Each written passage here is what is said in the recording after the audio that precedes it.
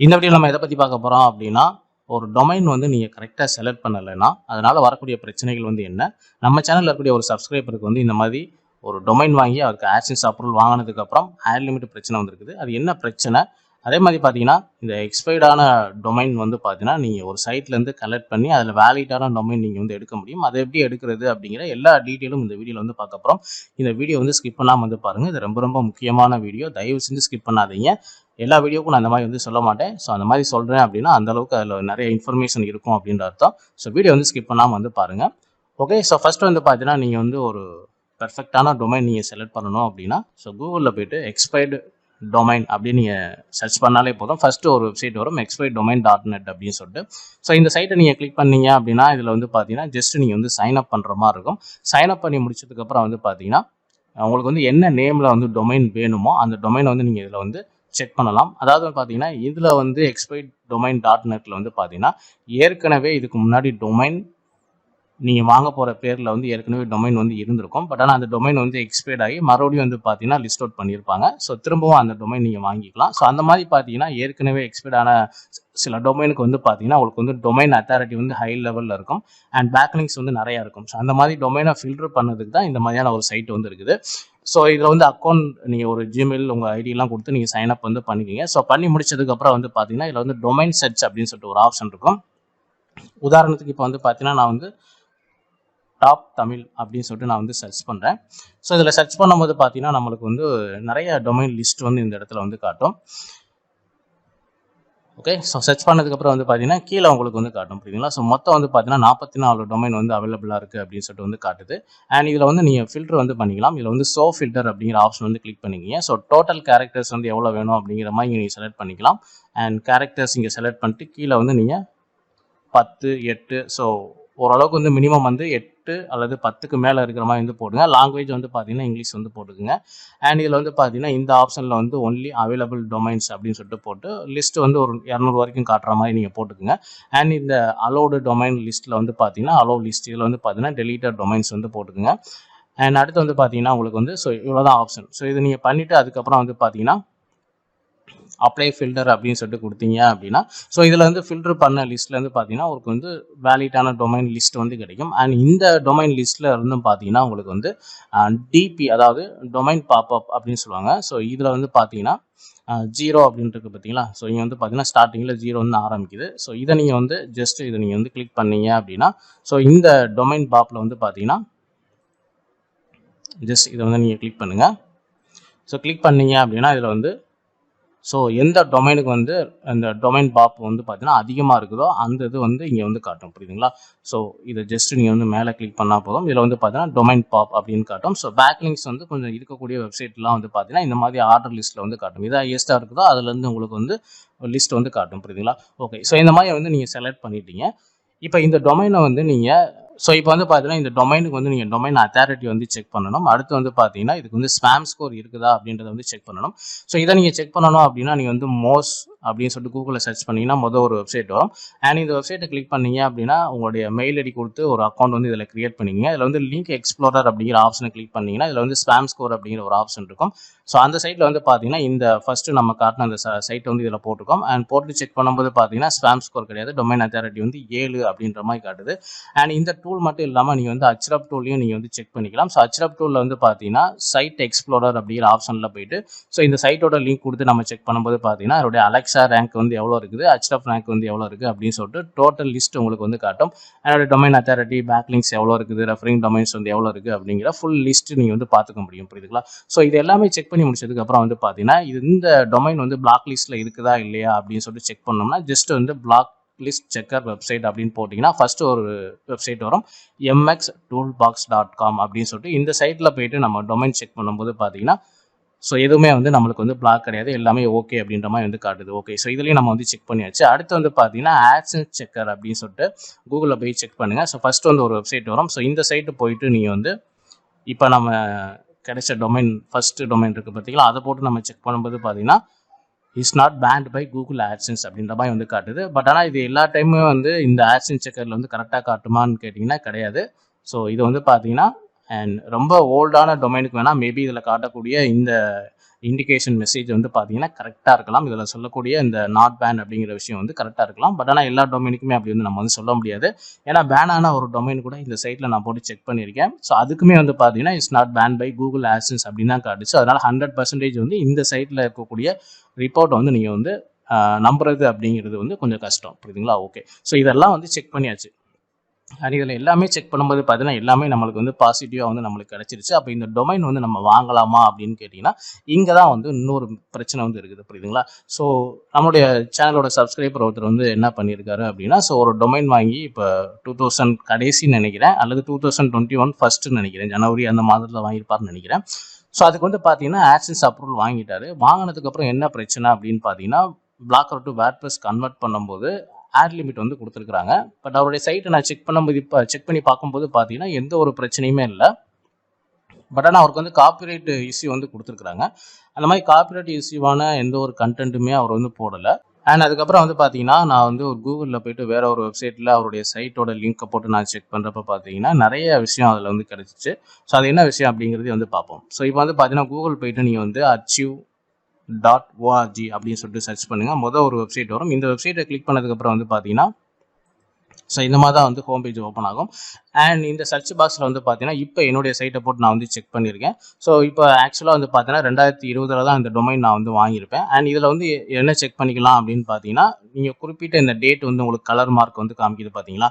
So இதில் போயிட்டு நீங்கள் வந்து இந்த டைம் வந்து கிளிக் பண்ணிங்கன்னா அந்த டைம் வந்து பார்த்தீங்கன்னா, அதாவது அந்த டேட்டில் அந்த டைம் வந்து பார்த்தீங்கன்னா ஒரு ஸ்னாப்ஷாட் வந்து கிடைக்கும். அதாவது ஒரு ஸ்க்ரீன்ஷாட் வந்து உங்கள் வெப்சைட்டை பார்த்தீங்கன்னா ஒரு ஸ்க்ரீன்ஷாட் வந்து உங்களுக்கு வந்து கிடைக்கும்.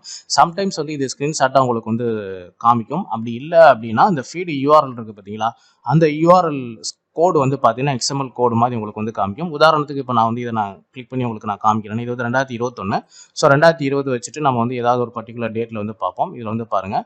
ஸோ 25 ஜூலை 25 வந்து பார்த்தீங்கன்னா என்னுடைய சைட் இது. ஸோ இந்த சைட்டில் இந்த டைமை வந்து நம்ம கிளிக் பண்ணுறப்ப பார்த்தீங்கன்னா ஒரு ஸ்னாப்ஷாட் வந்து நம்மளுக்கு வந்து கிடைக்கும். புரியுதுங்களா? ஸோ அப்போ 2020 அப்படிங்கிறப்ப நான் வந்து அப்போ பிளாக்கரில் நான் வச்சுருந்தேன். ஸோ அந்த ஸ்க்ரீன்ஷாட் வந்து இப்போ உங்களுக்கு காமிக்கும் பாருங்கள். மேபி வந்து பார்த்தீங்கன்னா சம்டைம்ஸ் வந்து இது எரர் பேஜ் மாதிரி கூட காமிக்கலாம். ஏன்னா அப்போ வந்து நான் பிளாக்கர் வச்சுருந்ததுனால. ஓகே, இது வந்து ஃபுல்லாக நம்மளுக்கு லோட் ஆகுதான்னு பார்ப்போம்.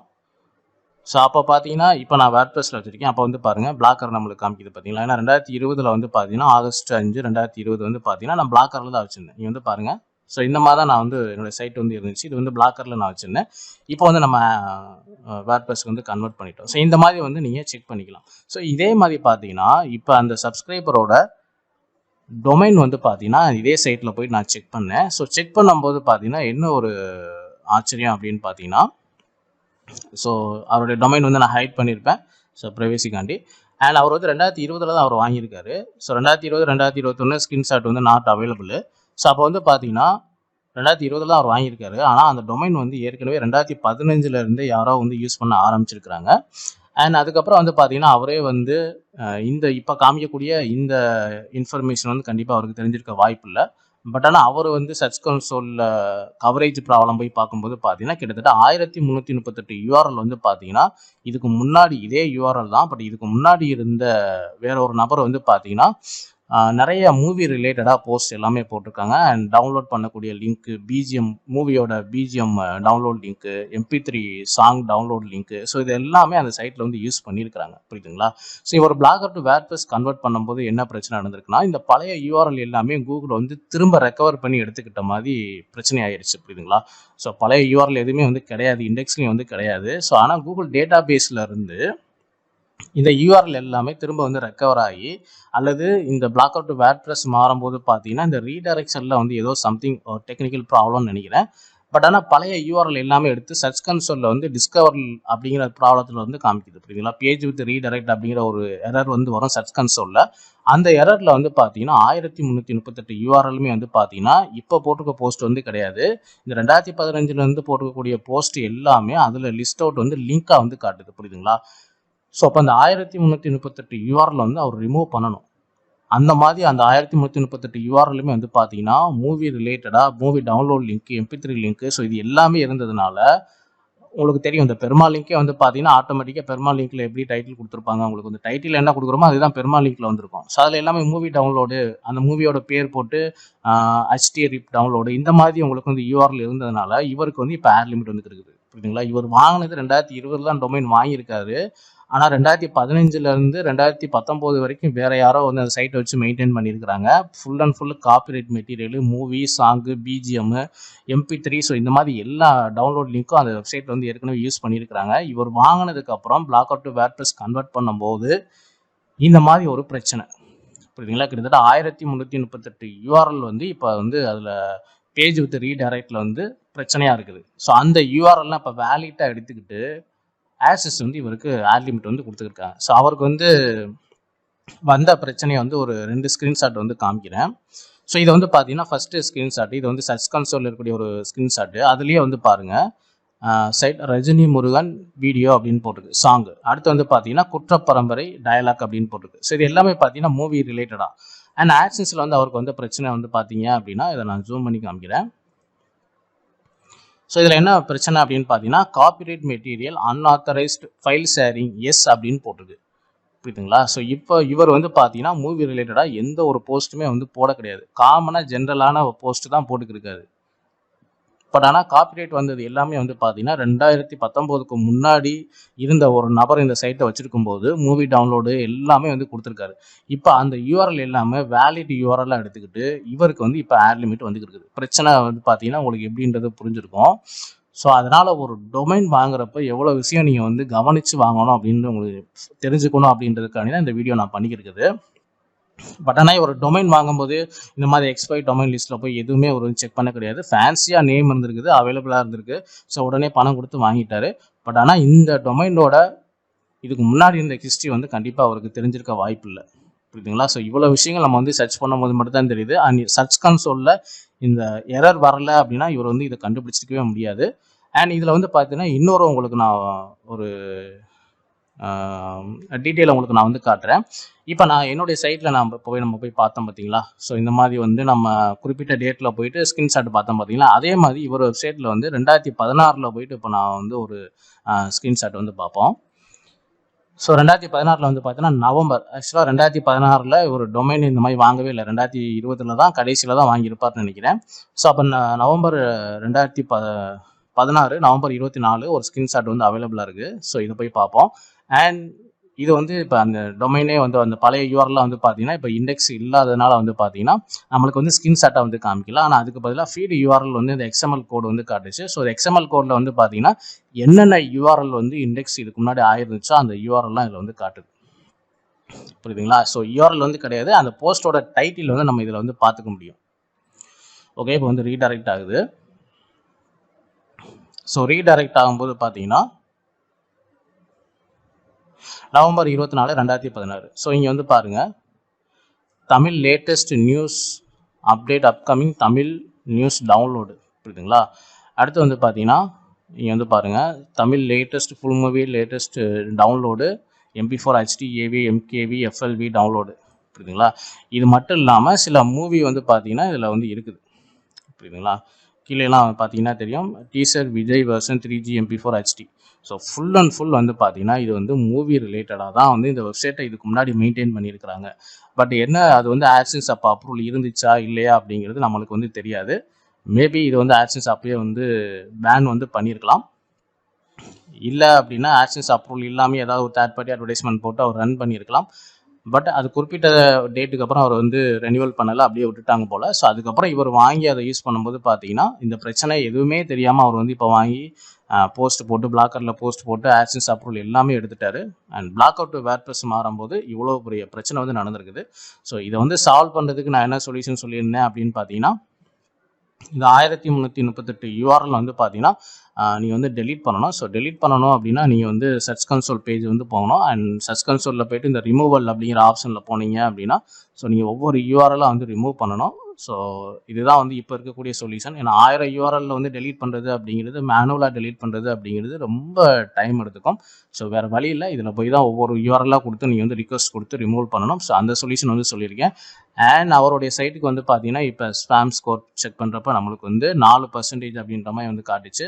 அண்ட் இந்த ஸ்பேம் ஸ்கோர் ரிசல்ட்டு வந்து பார்த்தீங்கன்னா நான் வந்து இந்த டூல் வந்து ப்ரீமியம் வெர்ஷன் வச்சுருக்கேன், அதாவது பெய்ட் பண்ணி நான் வாங்கியிருக்கேன். ஸோ இதில் வந்து கிட்டத்தட்ட ஒரு 250 URL வந்து பார்த்தீங்கன்னா ஸ்பேம் ஸ்கோரில் இருந்துச்சு. அந்த URL கொடுத்து டெலீட் பண்ண சொல்லியாச்சு. அண்ட் இவ்வளோ பிரச்சனை வந்து ஒரு டொமைனில் வந்து பார்த்தீங்கன்னா இவ்வளோ பிரச்சனை ஆட்சன்ஸ் அப்ரூவல் வாங்கின சைட்டில் அண்ட் இவருக்கு தெரியாமையே இவ்வளோ பிரச்சனைகள் வந்து நடந்திருக்கு. அண்ட் இந்த மாதிரியும் கூட டொமைன் வாங்குறப்ப வந்து பார்த்தீங்கன்னா கவனமாக வாங்குங்க, இவ்வளோ பிரச்சனைகள் வந்து இருக்குது. அண்ட் உங்கள் நாலேஜுக்கே தெரியாமல் வந்து பார்த்தீங்கன்னா இந்த ரிப்பீட்டடாக ஆட்சன்ஸ் லிமிட் வந்துக்கிட்டே இருக்கலாம். அதுக்கு வந்து பார்த்தீங்கன்னா பேக் எண்டில் இந்த மாதிரி ஒரு பிரச்சனையாக கூட இருக்கலாம். அதனால் டொமைன் வாங்குறதுக்கு முன்னாடி இப்போ நான் செக் பண்ண மாதிரி எல்லா டூலுமே போட்டு செக் பண்ணி வாங்குங்க. அண்ட் கண்டிப்பாக வந்து இது எல்லாருக்குமே வந்து யூஸ்ஃபுல்லாக இருந்திருக்கும்னு நினைக்கிறேன். இந்த வீடியோ பிடிச்சிருந்தா லைக் பண்ணுங்கள், ஷேர் பண்ணுங்கள். நம்ம சேனலில் பிளாக்கர் சம்மந்தமான A to Z வீடியோஸ் வந்து அப்டேட் பண்ணிக்கிறோம். ஸோ மறக்காமல் நம்ம சேனலில் வந்து சப்ஸ்கிரைப் பண்ணி வச்சுங்க. தேங்க்ஸ் ஃபார் வாட்சிங்.